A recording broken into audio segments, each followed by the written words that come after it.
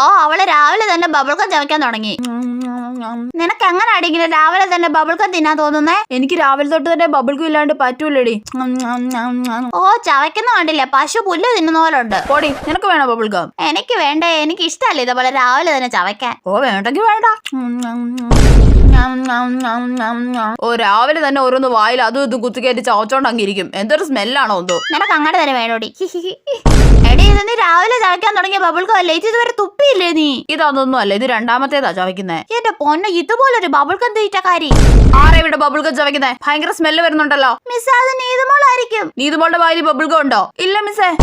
അയ്യോ ബബിൾക്കം തിന്നാൻ മറന്നു. ഫുഡ് കഴിച്ചു കഴിഞ്ഞാൽ ഉടനെ എനിക്ക് ബബിൾക്കം തിന്നാനുള്ളതാ. ഷടാ, ചോറും കഴിക്കത്തില്ല, ഒന്നും കഴിക്കത്തില്ല. ഏത് സമയം നോക്കിയാലും ഒരു കുന്ത്രാട്ടോ ചവച്ചോട്ടോ അങ്ങിരിക്കും. തുപ്പടിയത്. ആ തുപ്പി. ആ ഇനി അത് ചവയ്ക്കുന്ന കണ്ടാരാ, അപ്പൊ പറഞ്ഞു തരാം.